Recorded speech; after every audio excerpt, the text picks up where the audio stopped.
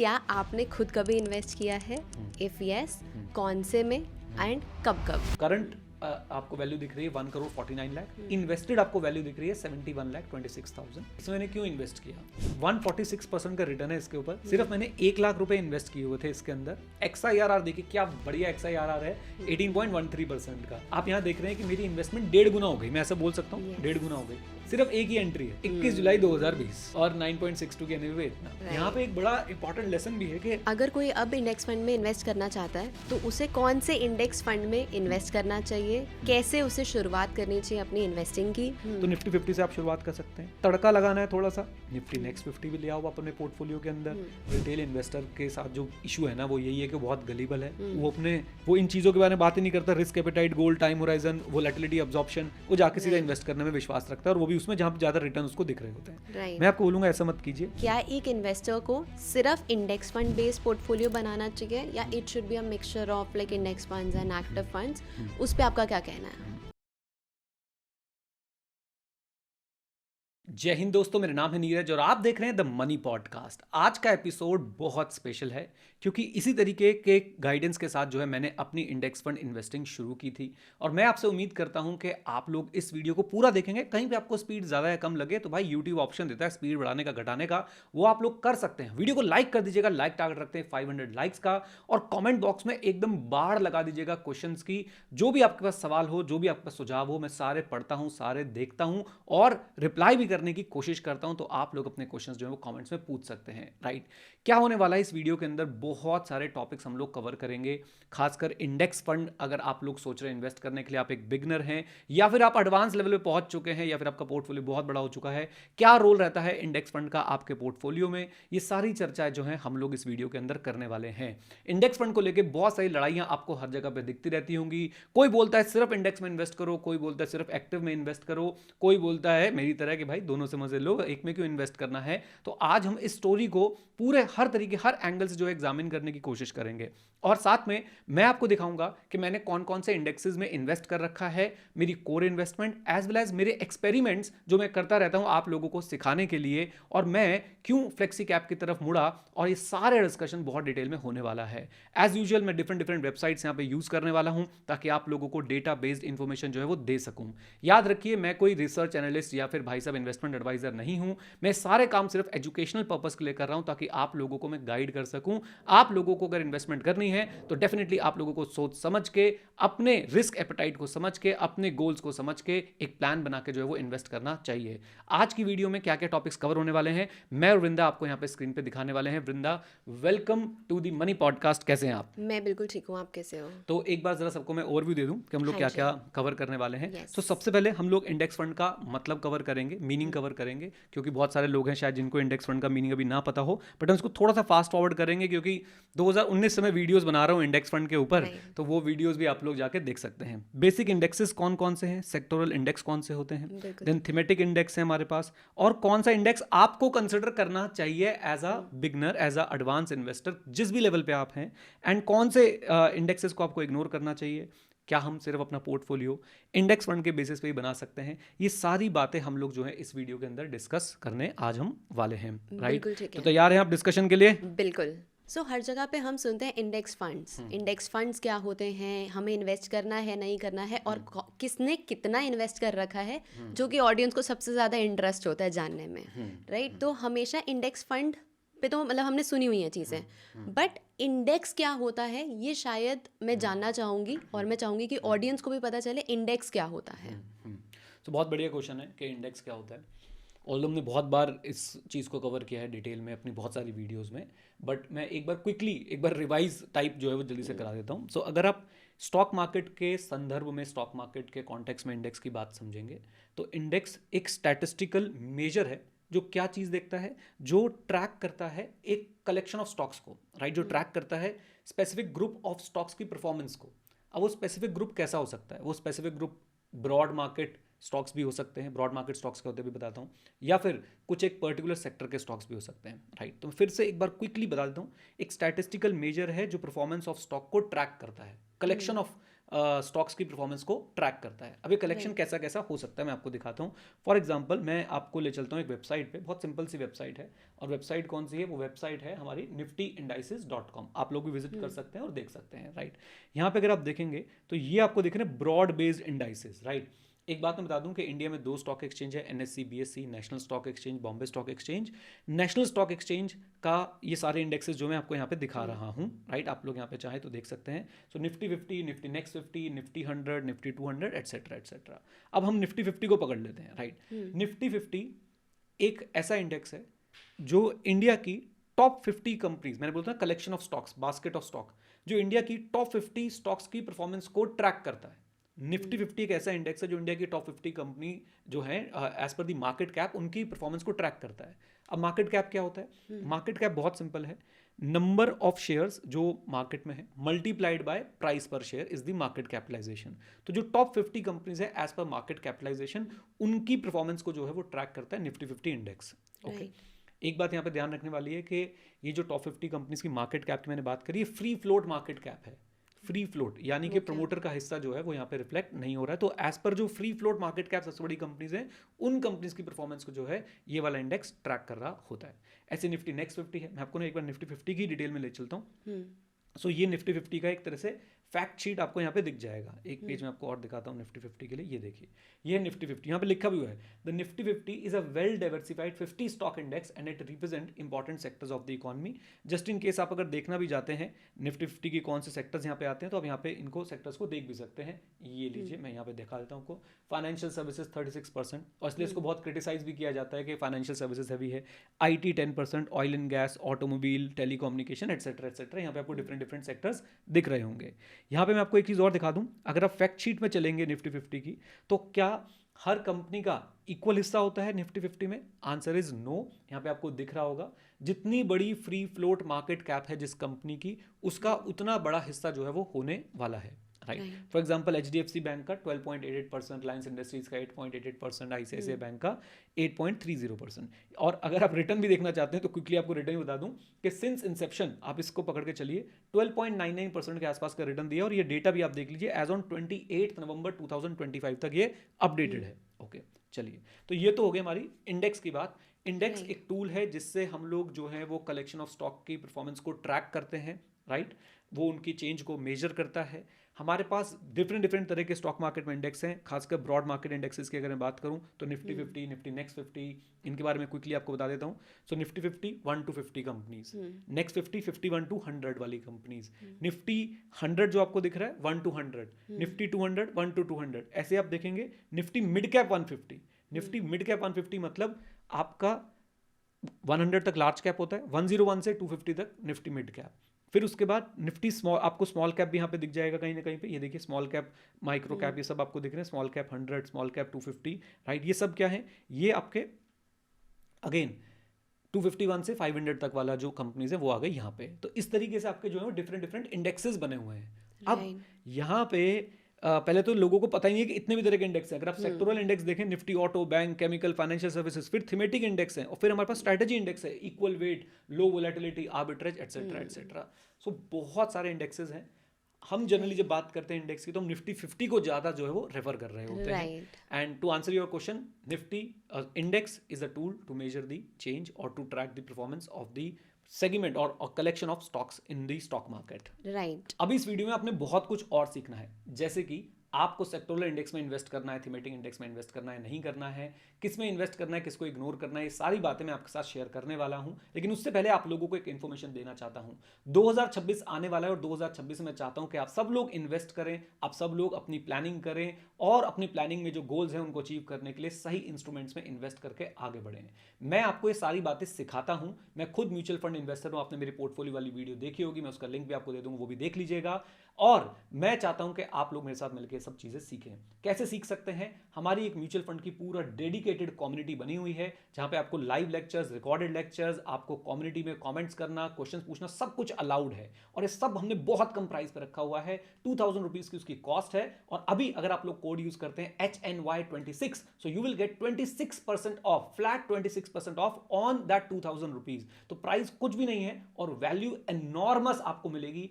एक एक लेक्चर मैंने बहुत मेहनत करके बनाया है, लाइव क्लासेस में रिकॉर्ड किया है, एंड आप लोगों को उसमें बहुत मजा आएगा, बहुत कुछ सीखेंगे और अच्छे से अपना म्यूचुअल फंड पोर्टफोलियो जो है वो बना पाएंगे सीख के। अच्छा, एक बात याद रखिएगा, अगर आप ये सोच रहे हैं कि आपको बहुत सारी टिप्स मिलेंगी या मैं आप लोगों को जो है वो ट्रेडिंग सिखाऊंगा या फ्यूचर ऑप्शन सिखाऊंगा, ऐसा बिल्कुल भी नहीं है, क्योंकि ये सब मुझे आता ही नहीं है। मैं आपको एजुकेट करूंगा और इस काबिल बनाऊंगा कि आप खुद से जो है वो इन्वेस्ट कर पाएं और खुद से जो है वो वेल्थ क्रिएट कर पाएं। ओके, सो कोड यूज करना मत भूलिएगा, HNY26, you will get flat 26% of on that ₹2000। तो आपके प्राइस बहुत ही कम जो है वो होने वाला है। सो आपने इंडेक्स तो बहुत अच्छे से कवर कर लिया कि इंडेक्स क्या होता है। अब मैं जानना चाहूंगी इंडेक्स फंड क्या होता है। आ जाइए, चलिए आपको इंडेक्स फंड बता देते हैं। बहुत सिंपल, जैसे कि निफ्टी 50 हमने देखा एक इंडेक्स था, राइट। अब इंडेक्स फंड क्या करेगा, मान लीजिए किसी कंपनी ने, लेटेस्ट से, अगेन मैं जितने भी यहाँ पे नाम ले रहा हूँ सिर्फ एजुकेशनल पर्पस के लिए ले रहा हूँ, मान लीजिए UTI Nifty 50, UTI Nifty 50, right, ये एक इंडेक्स फंड है। UTI is the name of the AMC, और ये कौन से इंडेक्स में इन्वेस्ट करें, निफ्टी 50 में। तो ये इंडेक्स फंड क्या करेगा, इस निफ्टी 50 इंडेक्स को बाय कर लेगा, राइट। इस निफ्टी 50 इंडेक्स को मिमिक करेगा, मिमिक नहीं समझ आया तो मान लीजिए डुप्लीकेट करेगा, कॉपी करेगा, राइट, इमिटेट करेगा। इसका मतलब आप जब भी यूटीआई निफ्टी 50 फंड में पैसा लगाएंगे, आपका पैसा कहां पे लग जाएगा, आपका पैसा निफ्टी 50 वाले स्टॉक्स में लग जाएगा, सेम प्रोपोर्शन में। अगर मैं आपको एक एग्जांपल दिखाने की कोशिश करूं तो कैसे काम करता है ये, मैं आपको एक इंडेक्स फंड दिखाता हूं। ये देखिए, अब आपके स्क्रीन पे यहाँ पे UTI Nifty 50 index fund growth जो है यहाँ पे आपको दिखाई दे रहा है। अब अगर आप जाएंगे तो इसमें अगर आप इन्वेस्ट करते हैं तो क्या होगा, देखिए पहले तो इसकी होल्डिंग्स कितनी है, 50, यानी जो निफ्टी 50 में आपके स्टॉक्स हैं वो इसके अंदर है। अब आप जब इसमें इन्वेस्ट करेंगे तो आपका पैसा इन स्टॉक्स में लगने वाला है, और ये कौन से स्टॉक्स हैं, जो निफ्टी 50 में लगे हुए हैं, एक्चुअली उसमें आ रहे हैं, जो निफ्टी 50 इंडेक्स फंड के स्टॉक है वो ही है। और किस प्रोपोर्शन में आपका पैसा लगेगा, इसी प्रोपोर्शन में जिस प्रोपोर्शन में ये स्टॉक्स जो है वो निफ्टी 50 के अंदर है, राइट। तो it is as simple as that. जब आप इंडेक्स फंड में इन्वेस्ट करते हैं, आप जिस भी इंडेक्स फंड में इन्वेस्ट कर रहे हैं उसका जो अंडरलाइंग इंडेक्स है वो आपका सारा पैसा उसी इंडेक्स में लगा देता है, उसी प्रोपोर्शन में जिस प्रोपोर्शन में उस इंडेक्स में कंपनीज हैं। As simple as that, right. तो अगर आप यूटीआई निफ्टी 50 में डालेंगे तो अभी आप, अच्छा मेरे रिटर्न्स भी यहाँ पे देख रहे होंगे, इस पर हम अलग से चर्चा कर लेंगे। अगर आप यूटीआई निफ्टी 50 में पैसा डालेंगे तो क्या होने वाला है, आपका पैसा जो है वो निफ्टी 50 स्टॉक्स के अंदर लगने वाला है, राइट। एंड निफ्टी 50 स्टॉक्स के अंदर लगेगा, किस प्रोपोर्शन में लगेगा वो भी मैंने आपको बता दिया। ऐसे ही आप क्या कर सकते हैं, फॉर एग्जाम्पल निफ्टी 100 की अगर मैं बात करता हूँ, एक्सिस निफ्टी 100 देख लेते हैं हम लोग, एक्सिस निफ्टी 100 इंडेक्स फंड। अगर आप इसके अंदर पैसा डालेंगे तो आपका पैसा कहाँ लगने वाला है, निफ्टी 100 के अंदर लगने वाला है। किस प्रोपोर्शन में लगने वाला है, सेम जिसमें निफ्टी 100 में हमारे शेयर्स जो है वो होने वाले हैं। मैं आपको यहाँ पे दिखा देता हूँ। फॉर एग्जांपल HDFC बैंक में यहाँ पे 10% ही जाएगा आपका, रिलायंस में 7% ही जाएगा आपका। तो इस तरीके से जो है वो इंडेक्स फंड काम करते हैं। एक बार कंक्लूड करते हैं इस वाले सेक्शन को। Index fund is very simple. Index fund is a mutual fund which invest in a particular index, right, or which invest in the stocks of a particular index, right. आप जो भी index fund choose करेंगे उसका underlying index देखिए, आपका पैसा फिर उसी इंडेक्स के जो स्टॉक्स हैं उसके अंदर लग रहा है, उसी प्रोपोर्शन में जिस प्रोपोर्शन में वो स्टॉक्स उस पर्टिकुलर इंडेक्स के अंदर एग्जिस्ट करते हैं, राइट। सो अभी जब आप निफ्टी इंडाइसेस वाली वेबसाइट पे लेके गए थे, वहाँ पे बहुत सारे इंडाइसेस हमने देखे थे, ब्रॉड, फिर उसके बाद हमने सेक्टोरियल एंड थीमेटिक देखे थे। तो ये दोनों क्या होते हैं, राइट। तो मैं आपको एक बार वेबसाइट पे ले चलता हूँ और वहाँ से ज़्यादा अच्छे से जो है वो क्लैरिटी मिलेगी, राइट। निफ्टी इंडाइसेस पे जब आते हैं तो आप यहाँ पे देखेंगे sectoral and thematic. I think आप इसकी बात जो है वो कर रहे थे। सो सेक्टोरल इंडाइसेस एक पर्टिकुलर सेक्टर के स्टॉक्स को ट्रैक करते हैं, राइट। तो आप आसान भाषा में बोल सकते हैं कि जो हमारे सेक्टोरल इंडेक्स होता है, it track companies from a specific sector. जैसे कि मैं आपको भी यहाँ पे दिखा रहा था, वापस चलते हैं और देखने की कोशिश करते हैं। Nifty auto, the Nifty auto index is design to reflect the behaviour and performance of Indian automobile sector, right. ऐसे ही आप अगर किसी भी सेक्टर इंडेक्स में जाएंगे, फॉर एग्जांपल मैं दोबारा चलता हूँ निफ्टी बैंक, तो अब आपको पता है कौन से स्टॉक्स को ट्रैक कर रहा होगा, जो निफ्टी के बैंक के स्टॉक्स हैं ये उनको ट्रैक जो कर रहा होगा। Nifty bank index is comprise of the most liquid and large capitalized Indian banking stocks. It provides investors and market intermediaries with a benchmark that captures the capital market performance of the Indian banks, right. So this is how sectoral indexes are formed. And अगर आप बात करते हैं मुझसे thematic indexes की, तो thematic index क्या करते हैं, these index, thematic index tracks companies जो एक थीम से कनेक्टेड होती हैं, जैसे कि अक्रॉस सेक्टर्स हो सकती हैं ये। जैसे कि इसमें सबसे पहली बात, इसमें सिर्फ एक सेक्टर के स्टॉक नहीं होंगे, एक थीम से रिलेटेड मल्टीपल सेक्टर में जो स्टॉक्स होंगे वो होंगे।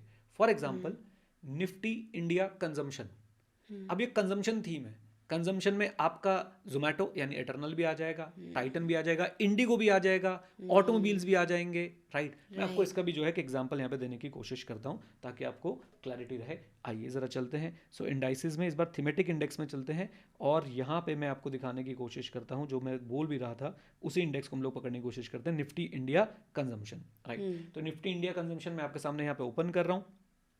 अभी आपको दिखेगा कि ये कौन से स्टॉक्स को जो है वो ट्रैक कर रहा है। मेरा आपसे सवाल है, क्या इसका जो ट्रैकिंग है वो एक सेक्टर तक लिमिटेड होगी? नहीं।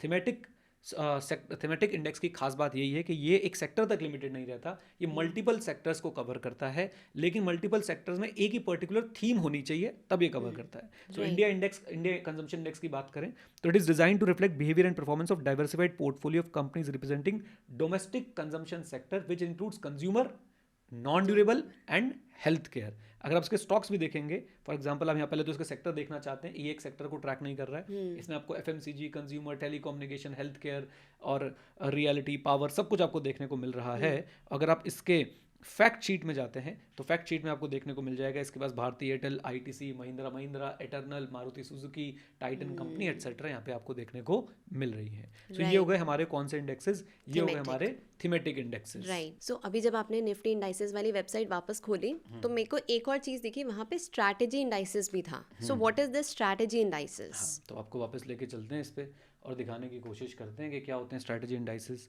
तो इंडाइसेस में जाके जब आप स्ट्रैटेजी इंडाइसेस पे देखेंगे तो आपको देखिए यहाँ पे क्या दिख रहा है, निफ्टी 100 इक्वल वेट, निफ्टी 100 लो वोलेटिलिटी 30, निफ्टी 50 आर्बिट्राज। सो क्या है कि इंसान को हर चीज़ हमेशा नई चीज़ों की जो है वो ललक रहती है, कुछ ना कुछ नया होता रहना चाहिए ज़िंदगी में, राइट। तो ये उसी का जो है वो उपज है। सो डिफरेंट स्ट्रैटेजी है इसमें, जैसे कि अभी हमने देखा था कि निफ्टी 100 में हर स्टॉक का वेटेज जो है वो बराबर नहीं होता है, राइट, हमने ये बात देखी थी। लेकिन अगर आप निफ्टी 100 इक्वल वेट में जाएंगे तो यहाँ पे आपको क्या मिलेगा, आइए आपको एक बार ना ये इंडेक्स खोल के मैं दिखा देता हूँ। So these indexes are dependent on certain strategies. वो मोमेंटम हो सकता है, क्वालिटी हो सकता है, लो वोलेटिलिटी हो सकता है, और स्ट्रैटेजी कोई बहुत सारी बन सकती है। ये देखिए, Nifty 100 equal weight index comprise of same constituent as Nifty 100, free float market capitalization based होती है, लेकिन as the name suggest all stocks in Nifty 100 index are assigned equal weight at the time of rebalancing. तो अगर आप यहाँ पे देखेंगे तो ये आपको दिख रहे हैं डिफरेंट सेक्टर्स, लेकिन अगर आप फैक्ट शीट में जाएंगे इसकी तो आप ये देखिए लगभग आपको सारे स्टॉक्स का इक्वल वेट दिख रहा, मतलब बहुत थोड़ा बहुत जो है वो ऊपर नीचे होता हुआ दिख रहा होगा, मोटे मोटे तौर पे आपको इक्वल वेट जो दिख रहा होगा, राइट। इसके रिटर्न्स वगैरह भी आप लोग चेक करना चाहते हैं और खुश होना चाहते हैं तो आप देख सकते हैं कि 5 ईयर के रिटर्न्स वगैरह जो है कितने आए हुए हैं। एनीवेज चलिए, सो ये हमने जो है डिफरेंट तरह के इंडेक्सेस अब देख लिए। We have broad market indexes, we have sectoral indexes, thematic है हमारे पास, और स्ट्रैटेजी इंडेक्सेस हैं। तो ये 4 तरह के मेजर इंडेक्सेस आपको देखने को मिल जाएंगे, राइट। सो आपने बहुत सारे इंडेक्स फंड के बारे में बता दिए, बहुत सारे इंडेक्स फंड दिखा भी दिए, तो बहुत अब सारे मैं इंडेक्सेस दिखा दिए, सॉरी हाँ, तो अब मैं आपसे ये जानना चाहूँगी कि क्या आपने खुद कभी इन्वेस्ट किया है, इफ़ यस कौन से में एंड कब कब?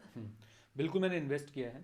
तो मैं आपको एक बार स्क्रीन पे लेके चलता हूँ जहाँ पे ना मैं आपको दिखाने की कोशिश करता हूँ कि मेरा इन्वेस्टमेंट जो है वो कैसा रहा है अभी तक का, राइट। ये आ गए हम म्यूचुअल फंड पे। अभी स्क्रीन आपके साथ 2 मिनट में शेयर कर रहा हूँ, अपने म्यूचुअल फंड दिखाऊंगा मैं आप लोगों को, एंड प्लीज़ इसको कॉपी वॉपी करने की कोशिश मत कीजिएगा, राइट। और आज की डेट में मुझसे पूछेंगे तो शायद मैं बोलूँगा कि मैं इंडेक्स फंड में इन्वेस्ट जो है नहीं कर रहा हूँ, राइट। बहुत एक्टिवली, कितना ये आयरनी वाला सेंटेंस है कि मैं एक्टिवली इंडेक्स फंड में इन्वेस्ट नहीं कर रहा हूँ, बट एनीवेज चलिए ज़रा चलते हैं और आपको दिखाने की कोशिश करते हैं। यहाँ स्क्रीन पे ये लीजिए, ये आ गई आपके सामने स्क्रीन, और ये आपको मैं दिखा रहा हूँ अपनी इन्वेस्टमेंट, जो मेरी पहली इंडेक्स फंड इन्वेस्टमेंट थी, UTI Nifty 50 index fund direct growth, right. आप इसमें सब कुछ देख सकते हैं, बिल्कुल ट्रांसपेरेंसी के साथ मैं आगे बढ़ता हूँ। करंट आपको वैल्यू दिख रही है 1,49 लाख, इन्वेस्टेड आपको वैल्यू दिख रही है 71,26,000, आपको एवरेज एनएवी, करंट एनएवी दिख रही है, टोटल रिटर्न्स आपको दिख रहे हैं, 1 डे रिटर्न्स आपको यहाँ पे दिख रहे हैं, और XIRR जो सबसे बढ़िया चीज़ लगती है मुझे, वो आपको यहाँ पे दिख रही है, राइट। तो 109% का रिटर्न जो आपको यहाँ पे दिख रहा है। This was my first index fund. And again पहले मैं यहाँ पे एक बात बोलना चाहता हूँ कि ये इसमें क्यों इन्वेस्ट किया, यस। जैसे आज मैं सिखाने की कोशिश कर रहा हूँ लोगों को, वैसे ही उस समय कुछ लोग इंडेक्स फंड के बारे में सिखा रहे थे, and I will take the name, Varun Malhotra ji थे जो इंडेक्स फंड को बहुत ज़्यादा एडवोकेट करते थे उस टाइम पे, 2016 की बात है शायद, ये 17-18 की बात हो सकती है। तो वहाँ से मुझे वो जो है वो इंस्पिरेशन मिली कि मैं सीखूँ और सीख के इन्वेस्ट करूँ, राइट। और एक बात मैं ये बोलना चाहता हूँ कि भाई हर व्यक्ति जो स्टॉक मार्केट के बारे में पढ़ा रहा है वो चोर नहीं है, वो बेवकूफ़ नहीं है। माना बहुत सारे हैं लेकिन हर कोई नहीं है, राइट। तो जैसे मल्होत्रा जी से मैंने सीखा, राइट, इंडेक्स फंड के बारे में, and I learn it from him. और उसके बाद मैंने अपनी खुद की जो स्टडी करनी होती थी एज अ होमवर्क, जो हमें मिलता था या जो होमवर्क मेरा होता था वो मैं करता था, राइट। और उसके बाद मैंने इसमें इन्वेस्ट किया, रिजल्ट्स आपके सामने हैं। मैं इसमें एक दो चीज़ें बताना चाहता हूँ, पता है क्यों? क्योंकि जब ये पेज खुला है ना तो मुझे लगता है कि हम इस पर डिस्कशन कर ही लें। Yes. अब ये मैंने कब इन्वेस्ट करना शुरू किया था वो भी आप लोगों को मैं दिखा सकता हूँ अगर आप बोलें तो, राइट। बिल्कुल। ट्रांजैक्शन हिस्ट्री आपको यहाँ पे दिख रही होगी, मैं बिल्कुल ओपनली आपके सामने जो है इसको दिखाने की कोशिश करता हूँ। बहुत दिन हो गए यार। सो अगर आप देखें तो 9 अप्रैल 2018 में मैंने जो है इसमें इन्वेस्ट किया था पहली बार, राइट। 5,000 रुपये से जो है इन्वेस्टमेंट शुरू हुई थी। बिल्कुल। अब पहली बात, मैं ना ये बातें क्यों बोल रहा हूँ क्योंकि मुझे पता है इस पर क्वेश्चन उठते हैं।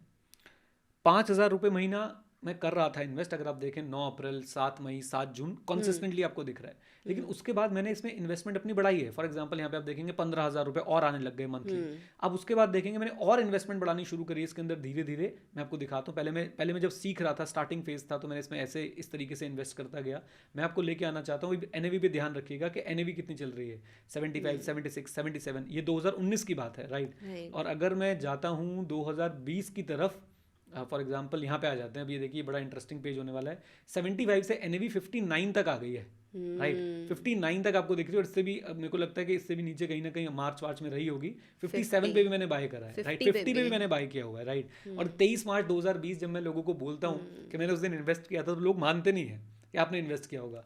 कि अब देखो वहाँ पे 90,000 भी लगा रखे हैं, 10,000 भी लगा रखे हैं, राइट। तो इस तरीके से मेरी इन्वेस्टमेंट जो है वो मार्च में आप देखोगे, मार्च की आप एंट्रीज देखते जाओ, 16, 12, 9। मैं 9 मार्च को बहुत अच्छी तरह से याद रखता हूँ। क्यों याद रखता हूँ? मैं शायद उस समय पनगोट में बैठा था, राइट। नैनीताल के पास एक जगह, और भाई स्टॉक मार्केट गिरे जा रही थी। वो कोविड वाला जो स्केयर था वो गिरे जा रहा था।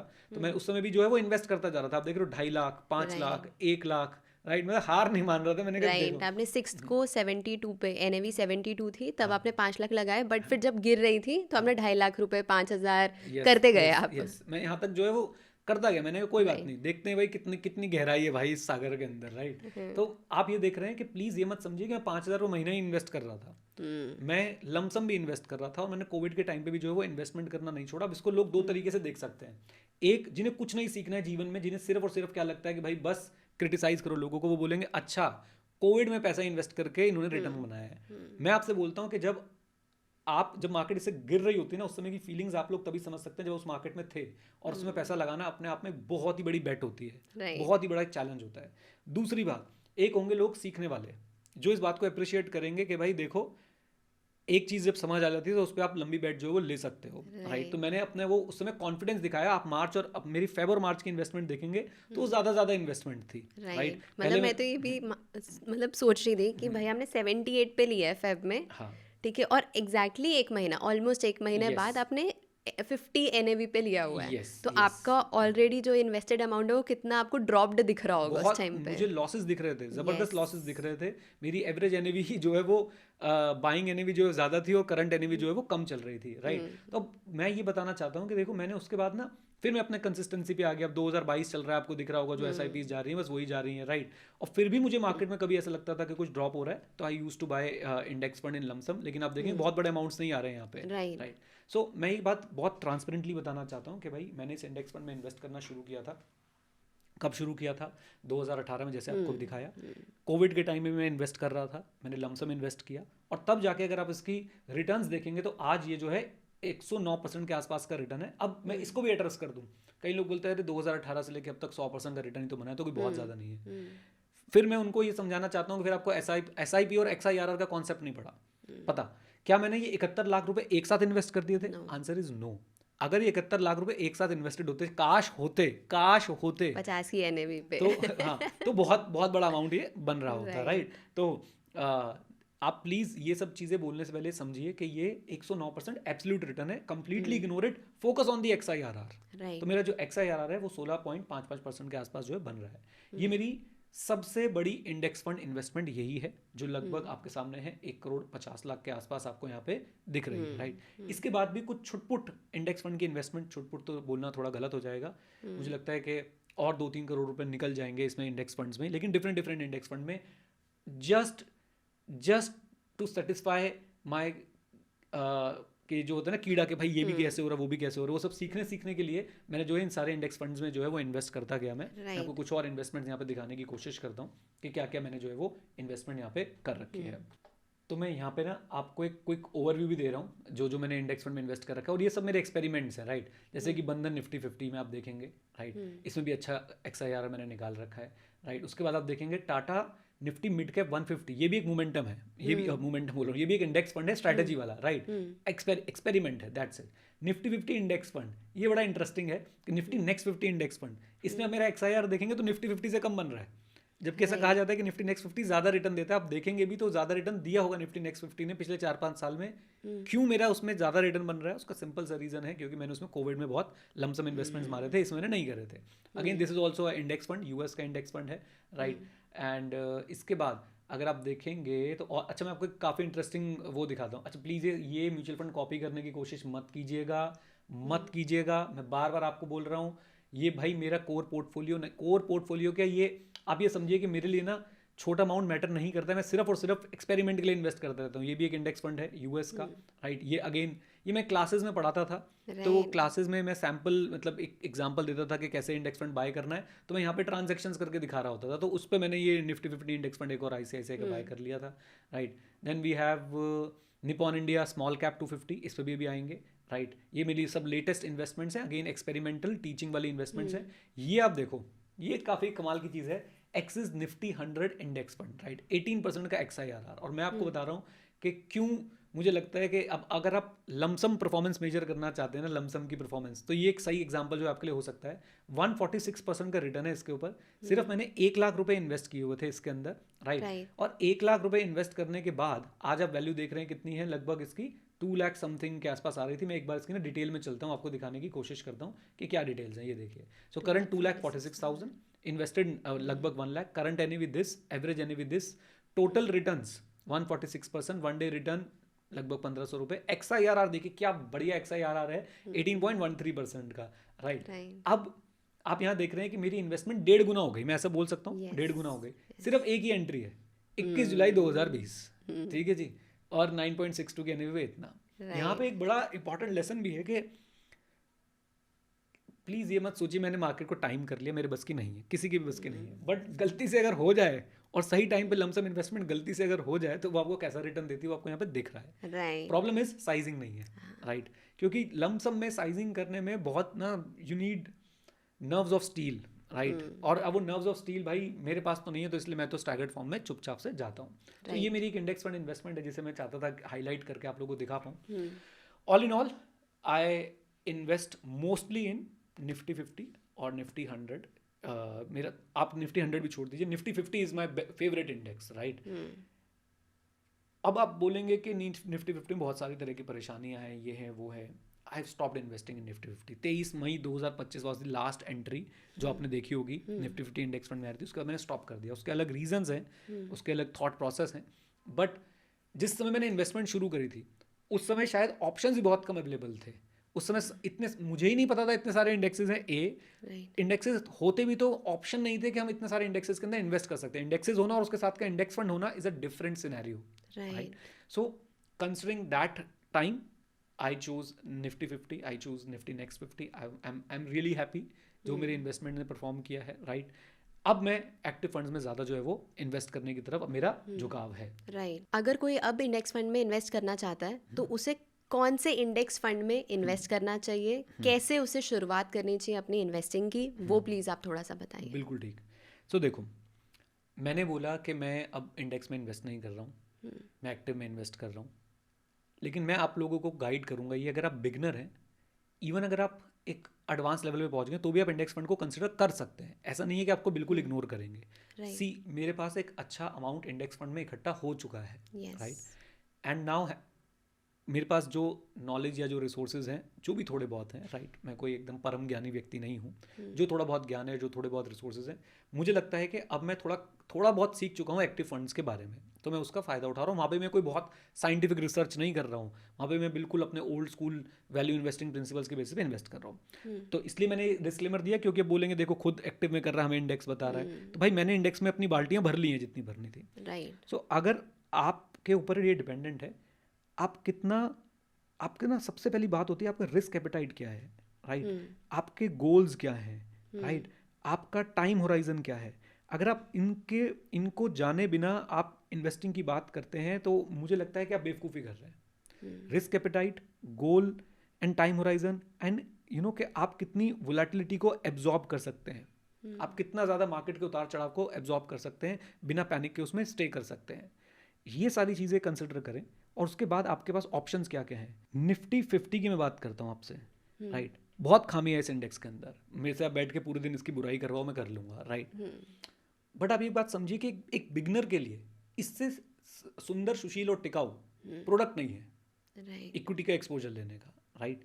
सो आप अपना अगर बेस बनाना चाहते हैं, प्लीज़ निफ्टी 50 से शुरुआत कर सकते हैं आप। अगेन ये कोई एडवाइजरी, कोई सजेशन नहीं है, मैं अपने डेटा के बेसिस पे, अपने रिसर्च के बेसिस पे एक एजुकेशनल बात आपसे करने की कोशिश कर रहा हूँ। You can start with plane vanilla Nifty 50 index, right.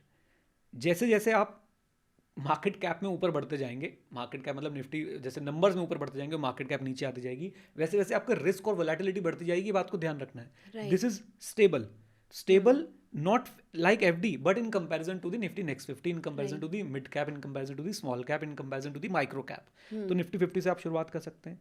तड़का लगाना है थोड़ा सा, निफ्टी नेक्स्ट 50 भी ले आओ अपने पोर्टफोलियो के अंदर, राइट। आप कहते हो जी मुझे तो स्ट्रेस नहीं चाहिए, मैं निफ्टी 50 और निफ्टी नेक्स्ट 50 की 2 SIP नहीं करना चाहता हूँ, आप निफ्टी 100 के साथ जा सकते हो। इन दोनों इन्वेस्टमेंट के बीच में क्या डिफरेंस है वो भी डिस्कस कर लेंगे। देन फिर आपके पास बचता है निफ्टी मिड कैप 150 एंड मेरे को लगता है कि एक निफ्टी स्मॉल कैप 250, राइट। अब बात यह है कि कहीं ना खतरों के खिलाड़ी हैं हमारे पास, वो बोलते हैं मैं तो सिर्फ मिड कैप और स्मॉल कैप में इन्वेस्ट करूंगा। This is wrong approach. Please for God sake ये मत बोलिए कि मैं सिर्फ मिड कैप और स्मॉल कैप में इन्वेस्ट करूंगा। आप इस कॉम्बिनेशन में कर लीजिए, या फिर आपका एक और ऑप्शन है, आप कहते हो मुझे स्ट्रेस लेना ही नहीं, आप निफ्टी 500 में भी जा सकते हो, सीधा निफ्टी 500 के अंदर भी आप इन्वेस्ट कर सकते हो। अगेन उसमें भी वो भी एक थोड़ा डिफरेंट इशू है, उस पर हम डिस्कशन करते हैं। पहली बात, ये मैंने आपके सामने एक यूनिवर्स बना दिया, आपको इससे बाहर नहीं निकलना है। आपको थीमेटिक, सेक्टोरल और जो आपके स्ट्रैटेजी इंडाइसेस है, प्लीज उनसे दूर रहिए, प्लीज उनसे दूर रहिए, वो आपके लिए नहीं है, राइट। एक रिटेल इन्वेस्टर के लिए वो नहीं है। क्यों नहीं है? सेक्टोरल और थीमेटिक में प्रॉब्लम क्या है भाई? आपको ऐसी चीज में इन्वेस्ट करना है जहां पे आपका डाइवर्सिफिकेशन हो सेक्टर वाइज, राइट। आप एक सेक्टर में एक सेक्टर के स्टॉक्स में घुस जाओगे, एक थीम के स्टॉक्स में घुस जाओगे, वहां पे क्या प्रॉब्लम होगी? वहां पे प्रॉब्लम ये होगी कि अगर वो सेक्टर 7 साल तक शांत रहा तो आपकी 7 साल तक इन्वेस्टमेंट शांत रहेगी, क्योंकि आपके पास और कोई इंजन ही नहीं है उस इन्वेस्टमेंट को आगे बढ़ाने के लिए। और थीम में भी सेम होता है। ये क्या है कि बहुत एग्रेसिवली, बहुत अभी ना एक बहुत अच्छी वीडियो बनाई वेदांत रस्टी। वेदांत एक व्यक्ति हैं, सब लोग उनको जानते होंगे, काफ़ी फेमस हैं, राइट। उनकी वीडियो देखिएगा लेटेस्ट वाली, जो उन्होंने सोशल मीडिया इन्फ्लुएंसर्स के ऊपर बनाई है, और उन्होंने एक डनिंग क्रूगर इफेक्ट के बारे में बताया है। उसको जाके आपको ज़रूर देखना चाहिए। मतलब मैं तो सोच रहा हूँ अपनी वीडियोज़ में हम एक वीडियो रिकमेंडेशन सेक्शन भी शुरू करेंगे, तो प्लीज़ जाके वो वीडियो सब लोग देखें, राइट, और समझें उसको। सो हो क्या गया है कि अपनी बात को फुल कॉन्फिडेंस के साथ जोर जोर से चिल्ला के बोलो तो वो सच लगने लग जाती है, राइट। अब कई वेस्टेड इंटरेस्ट वाले लोग जो हैं, वो अगर ये बोल दें कि नहीं निफ्टी 50 बेकार है, या थीमेटिक बहुत अच्छा है, या सेक्टोरल बहुत अच्छा है, तो ना वो बहुत अच्छा लगने लग जाता है, क्योंकि वो बहुत कॉन्फिडेंस के साथ बोला गया है। लेकिन मैं आपको बता दूं, रिटेल इन्वेस्टर के साथ जो इशू है ना, वो यही है कि बहुत गलीबल है। वो इन चीज़ों के बारे में बात ही नहीं करता। रिस्क एपेटाइट, गोल, टाइम होराइजन, वोलेटिलिटी, अब्जॉर्प्शन, वो जाके सीधा इन्वेस्ट करने में विश्वास रखता है, और वो भी उसमें जहाँ पे ज़्यादा रिटर्न उसको दिख रहे होते हैं। मैं आपको बोलूँगा ऐसा मत कीजिए। मिड कैप और स्मॉल कैप का मैं अगर अपने घर में किसी का पोर्टफोलियो बना रहा हूँ, तो इनका मैक्सिमम प्रोपोर्शन मेरे पोर्टफोलियो में 30% रहेगा। ये मैक्सिमम है, ये मैक्सिमम है, अपर लिमिट, जिसमें 20 में मिड कैप के साथ जाऊँगा, 10 में स्मॉल कैप के साथ जाऊँगा, राइट। और ये अगेन मैं किसी तरह की आपको इन्वेस्टमेंट एडवाइस नहीं दे रहा हूँ, मैं बार बार बोल रहा हूँ, I am just trying to put some sense कि भाई मिड कैप स्मॉल कैप में इशू क्या है, क्यों वही इशू है, बहुत सालों तक शांत रह सकते हैं, बहुत सालों तक नेगेटिव रिटर्न दे सकते हैं, और आपका पोर्टफोलियो जब आपको रिडीम करना हो और उस समय अगर इनका नेगेटिव पीरियड या शांत वाला पीरियड चल रहा है, परेशान हो सकते हैं। Right. So these are the option जो आपको जाना चाहिए। इसके अलावा सेक्टोरल थीमेटिक स्ट्रैटेजी सब अवॉइड कीजिए, कोई पॉइंट नहीं है। मैंने आपको यहाँ पे दिखा दिया कि एक सिंपल निफ्टी 100 इंडेक्स फंड से, राइट, जो आपका 18% का XIR निकल रहा है लमसम इन्वेस्टमेंट पे, which is like great. To quote late Shri Rakesh Jhunjhunwala ji, 18% कमाने वाला किंग होता है, 21% कमाने वाला एम्परर होता है, राइट। 18% विदाउट एनी नॉलेज कमाने वाला, मैं बोलूंगा कि भाई वो किंग का भी किंग है वो, राइट, कि उसने सिंपल एक निफ्टी 100 इंडेक्स फंड से इतने पैसे कमा लिए। सो अब ये एक हमारे पास यूनिवर्स है जिसमें आप लोग जा सकते हैं। अब इसमें भी आपको ये देखना है कि आप कितना स्ट्रेस ले सकते हो। सिंपल निफ्टी 50 बहुत ही कम stress, right. Simple Nifty 100 again बहुत ही कम स्ट्रेस, सिंपल निफ्टी 500 बहुत ही कम स्ट्रेस, राइट। बट आपने ध्यान रखना है कि इन तीनों ही चीज़ों में आपका ज़्यादातर पैसा कहाँ पे लगा होगा, टॉप 50 स्टॉक्स में ही लगा होगा, जाइंट्स में ही लगा होगा, राइट। क्योंकि अगर आप निफ्टी 50 में देखें तो ऑब्वियसली 50 स्टॉक्स हैं, निफ्टी 100 में देखें तो मुझे लगता है लगभग 70-80% पैसा आपका भी निफ्टी 50 में ही जा रहा है, राइट। और निफ्टी 500 में भी देखेंगे तो आपका अगेन 60-70% के आसपास पैसा मुझे लगता है निफ्टी 50 में ही जा रहा होगा। मैं ये रैंडम परसेंटेजेस बोल रहा हूँ अपने जस्ट एक्सपीरियंस से, आप लोग इसको प्लीज डिटेल में चेक कर सकते हैं खुद से जाके, राइट। तो ये सिंपल तरीके हैं, निफ्टी 50, निफ्टी 100, निफ्टी 500। थोड़ा कॉम्प्लेक्स करना है तो आप निफ्टी 50 अलग, निफ्टी नेक्स्ट 50 अलग आप कर सकते हो। इसमें आपका होगा क्या कि ये पैसा आपका टॉप 50 कंपनीज में जा रहा है और ये पैसा एक्सक्लूसिवली आपका नेक्स्ट 50 कंपनीज में जा रहा है। This can be one style of investing. आप कहते हो कि भाई मैं निफ्टी 100 ले लेता हूँ, निफ्टी मिड कैप 150 ले लेता हूँ, निफ्टी स्मॉल कैप 250 ले लेता हूँ। सो डिपेंड करेगा आप कितना स्ट्रेस लेना चाहते हो, कितनी वोलेटिलिटी आप एब्जॉर्ब कर सकते हो। स्मॉल कैप हमेशा जो है वो ऊपर नीचे होंगे, म्यूटेड रिटर्न्स देंगे, नेगेटिव रिटर्न्स देंगे। मिड कैप स्मॉल कैप से कम ऊपर नीचे होंगे, कम म्यूटेड रिटर्न्स देंगे, कम नेगेटिव रिटर्न्स देंगे। लार्ज कैप आपको ज़्यादा स्टेबिलिटी देते हैं, तो आपका बेस हमेशा लार्ज कैप से बना होना चाहिए, फाउंडेशन आपकी हमेशा लार्ज कैप से बनी होनी चाहिए, यानी कि शुरू के जो 100 स्टॉक्स हैं उनसे बनी होनी चाहिए। अब उनसे आप फाउंडेशन कैसे बनाएंगे, आपके ऑप्शंस इतने सारे हैं। आप निफ्टी 100 से बना सकते हैं, आप निफ्टी 50 प्लस निफ्टी नेक्स्ट 50 के कॉम्बिनेशन से बना सकते हैं। उसके बाद आप मिड कैप में अगर जाना चाहते हैं, स्मॉल कैप में अगर जाना चाहते हैं, तो आपके पास निफ्टी मिड कैप 150 है, निफ्टी स्मॉल कैप 250 है, ये आपके पास ऑप्शंस हैं, राइट।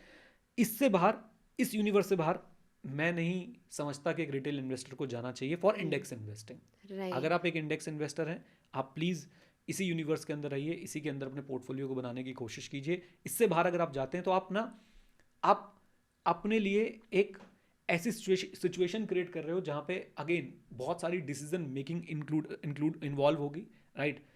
ज़्यादा आपको सोचना पड़ेगा और आपसे वहाँ पे गलतियाँ हो जाएंगी, राइट। ये ऐसी चीज़ें हैं जहाँ पे आप लोगों को ज़्यादा सोचना नहीं पड़ेगा। Once you decide it according to your goals and financial plan, you are good to go for years and years. आपको कोई टेंशन की बात ही नहीं रहेगी, राइट। आई थिंक यही है कि मतलब चाहे इनमें भी इन्वेस्ट कर रहे हैं तो इन्वेस्टर को ज़रूर एक बारी पढ़ना ज़रूर चाहिए, समझना ज़रूर चाहिए, ऐसे ब्लाइंडली नहीं करना चाहिए।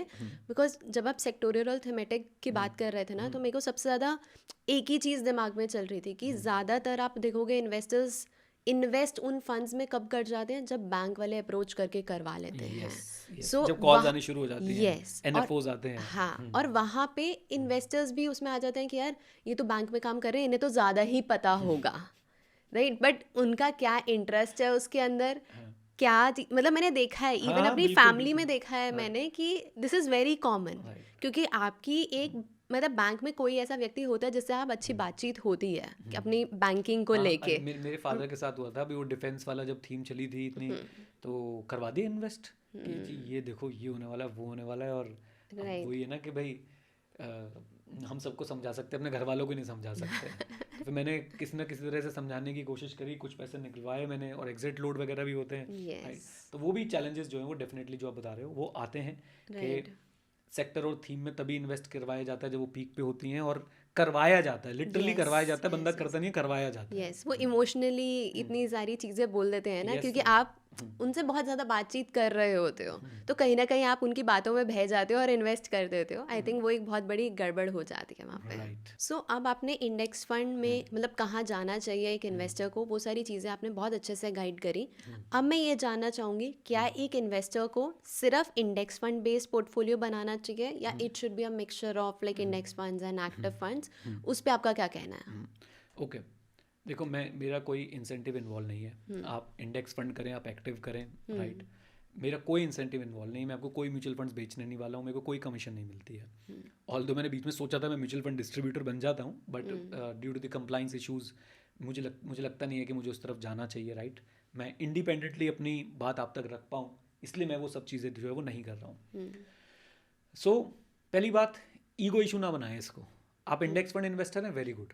आप एक्टिव वालों को नीचे वाली निगाहों से ना देखें। आप म्यूचुअल फंड डिस्ट्रीब्यूटर को, आप म्यूचुअल फंड कंपनीज को गलत निगाहों से ना देखें जो इंडेक्स फंड लॉन्च नहीं करती। अगर आप ऐसा कर रहे हैं ना, तो फिर आप एक ट्रू इंडेक्स फंड इन्वेस्टर है नहीं। इंडेक्स फंड इन्वेस्टर कौन होता है? जो हम्बल होता है, राइट। जो समझता है कि भाई ठीक है, मैं शांति से आगे बढ़ना चाहता हूँ। और अगर आप एक इंडेक्स फंड इन्वेस्टर होने के बाद दूसरों को नीचे दिखाने की कोशिश करें तो बेवकूफ़ है आप।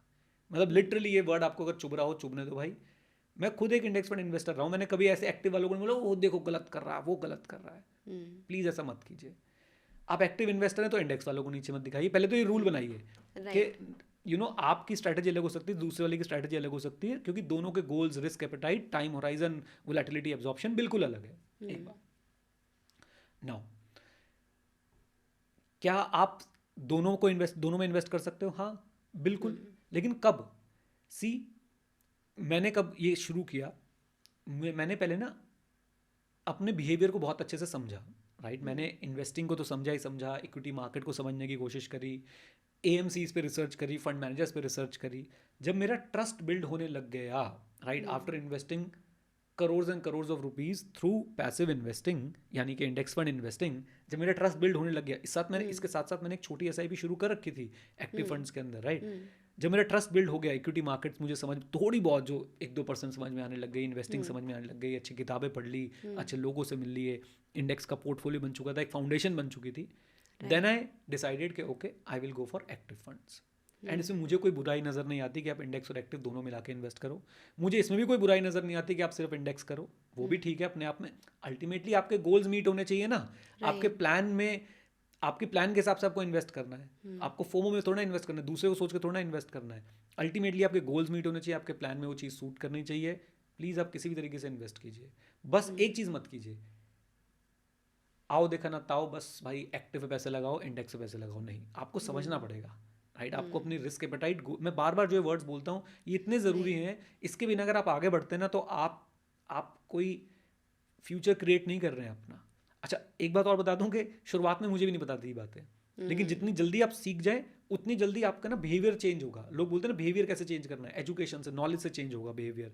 नॉलेज किसकी? अपनी नॉलेज तो लो पहले, अपने गोल्स, अपने चीज़ों की नॉलेज लीजिए, फिर जाके आपका बिहेवियर जो है वो चेंज होने वाला है, राइट। तो मेरे हिसाब से आप एक बिगनर हैं, थोड़ा बहुत समझ के इंडेक्स फंड से शुरू कीजिए, एक बेस बना लीजिए, मार्केट में आइए, मार्केट आपको चीज़ें बताएंगी, आपको हम्बल करेगी, थोड़ा सा आपको सिखाएगी, and then you can learn about active funds. और एक्टिव फंड में भी जू नहीं बनाना है। अगेन मेरे पोर्टफोलियो को मैंने क्लियरली दिखा रखा है एक वीडियो में, आप देख सकते हैं, मेरा पूरा थॉट प्रोसेस समझ सकते हैं कि मैं खुद बोल रहा हूँ जू नहीं बना रहा हूँ। मेरे पास 30-35 जो भी अभी दिख रहे थे टोटल, एग्जैक्टली मैं आपको नंबर भी दिखा देता हूँ कितने हैं, ताकि मैं बिल्कुल एकदम ट्रांसपेरेंट है। 29 जो आपको नंबर दिख रहा है मेरे पास फंड का, वो आपको क्लियर हो जाएगा वीडियो देख के। आपने जू नहीं बनाना है, 1-2 एक्टिव फंड चूज कीजिए, बस मोर देन सफिशिएंट है। बाकी इंडेक्स फंड लीजिए, मोर देन सफिशिएंट है, राइट। सो लड़ाई नहीं करनी है, दोनों से पैसे बनाने की कोशिश करनी है। स्टार्टिंग के लिए इंडेक्स फंड बहुत अच्छा है, ग्रेजुअली जब आपको चीज़ें समझ आने लग जाए तो आप एक्टिव फंड्स की तरफ जा सकते हैं। ऑप्शनल है, मैंडेटरी नहीं है, राइट। ऑप्शनल है, मैंडेटरी नहीं है। Depending upon your risk appetite etcetera, अपना अंडरस्टैंडिंग ऑफ, आप जा सकते हैं, बिल्कुल जा सकते हैं, कोई दिक्कत की बात नहीं है, राइट। सो आई थिंक यहाँ पे आपने बहुत सही बोला कि ऑप्शनल है। और एक्चुअली होता क्या है, जब आप इन्वेस्ट करना शुरू करते हो, लाइक मैंने भी शायद मतलब सबसे पहले इन्वेस्टमेंट करी इंडेक्स फंड में थी, तो काफ़ी टाइम तक मैं index fund, but then you start getting that interest कि भाई मेरे को पढ़ना है, मेरे को जानना है कि ये कैसे ऑपरेट हो रहा है, तो वहाँ पे आप चीज़ें सीखना शुरू कर देते हो। और जब सीखना शुरू करते हो तब आप सोच सकते हो कि हाँ एक्टिव फंड हम कुछ देखा जाए और समझा जाए, और वो भी तब जब आप समझ पा रहे हो उस चीज़ को, राइट। इंडेक्स फंड और एक्टिव इन्वेस्टिंग को ईगो इश्यूज ना बनाए। ईगो इश्यूज जब ये बन जाते हैं तो प्रॉब्लमेटिक हो जाती है, राइट। आपके गोल्स अचीव होने चाहिए यार, एग्जैक्टली। आपसे कोई नहीं पूछने वाला कि एक्टिव से बनाया था कि इंडेक्स से बनाया था, गोल अचीव हो गए। और कोई पूछे तो आपको जवाब देने की जरूरत भी नहीं है, राइट आपके गोल्स अचीव होने चाहिए, आपको एक खुशी वाली लाइफ मिले, बस और क्या चाहिए, है ना। राइट राइट सो ये वाले हमारे टॉपिक्स थे आज के, जो हमने यहाँ पे कवर करने की आपके साथ जो है वो कोशिश करी।